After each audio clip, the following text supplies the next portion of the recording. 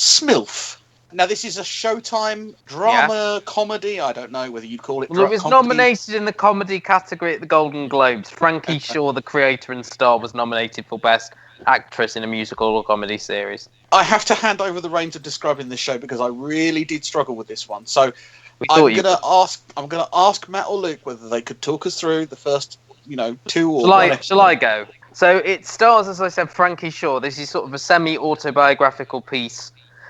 She plays Bridget, this sort of struggling actress. She works as a tutor as well. She's got how old would you say the son is, Larry? 2.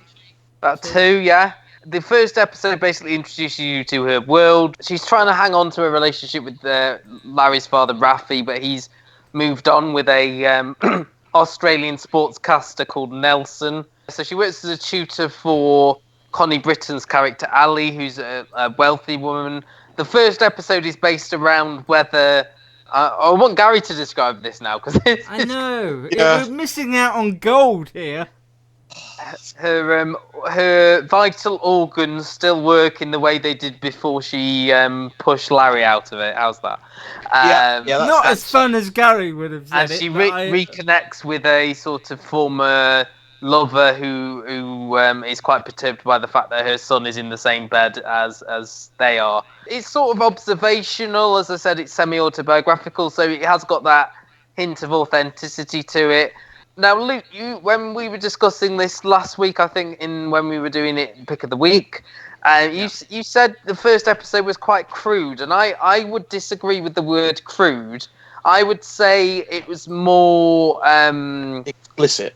Explicit, yes, because crude would suggest that it was offensive, and I didn't find it offensive. Oh, no. Risque, I suppose, not offensive. Yeah, that's a better word. And I didn't think there was an overuse of, bad language or anything like that, which I would say that was crude. Gary, do you want to just add why you didn't watch any further? I think we know. Well, really, there were 3 scenes that kind of put me straight off. One was the opening scene and song where she's playing the basketball, and the song is some sort of rap song that's talking about, you'll love it when, you feel my whatever.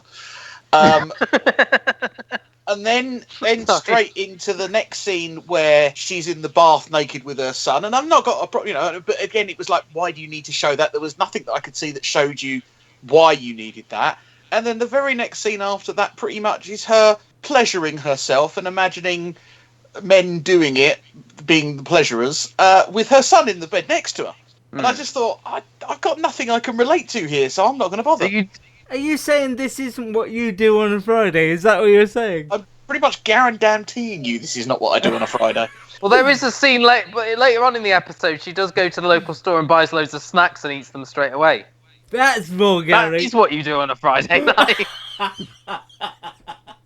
I think Frankie Shaw is really engaging when she's on screen.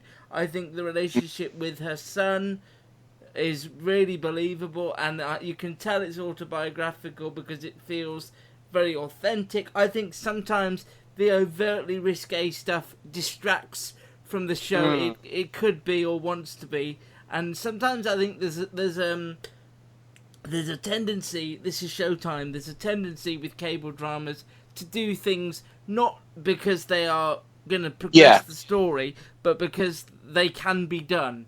I would say that this feels to me like Girls, which I tried once and got nowhere with. I prefer this to Girls. Orange is the New Black, where again the opening scenes were so graphic that I was put off. I mean, I don't think it's needlessly graphic. I know what you're saying, but I think mothers and children do take baths together. Oh no!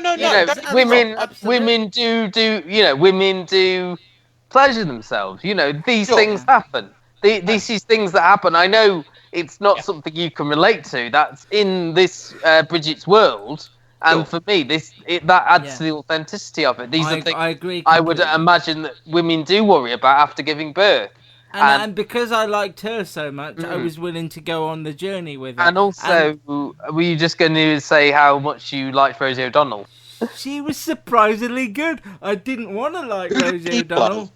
She played her mum. You probably didn't get to that point. Yeah, I didn't get Don't worry, she doesn't get naked in it. But my favourite was actually Connie Britton, who is really sort of...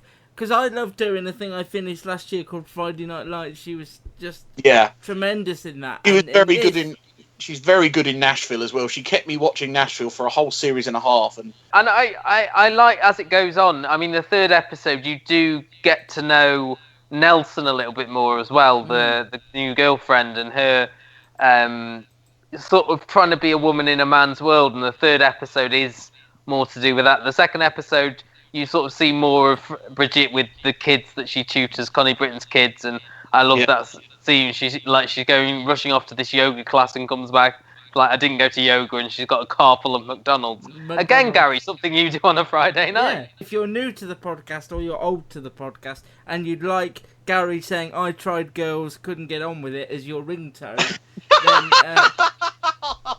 As well, I would equate it slightly to the humour, which is the very PG humour of something like Gilmore Girls, but it's sort of that female-centric stuff, and this does share a producer with Gilmore Girls as well, Helen Pye.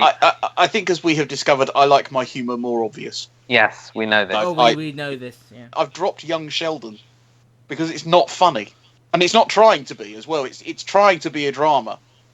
We talked about this before. Are you just not picking up on the nuance of the comedy? No, I just don't think it's trying to be a comedy. I think it's actually trying to be a sort of Is it family trying to be drama. like The Wonder Years, which was a comedy? So again, it's not obvious humour, so I'm out. Just because there's not obvious humour doesn't mean it's not a comedy.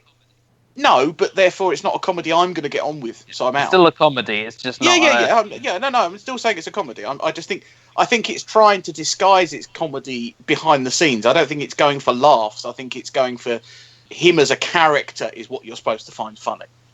But Smilf, I will carry on with. I'm going to be carrying on with it. It is one that I'm going to stick with as well, because I just find her a unique voice, and it's nice to have something that's half an hour that you can just a tiny bit less than half an hour that you can just stick on when you have that time. You haven't got a massive commitment to it. So yeah, Wednesdays 10 o'clock, Sky Atlantic, and in the US on Showtime.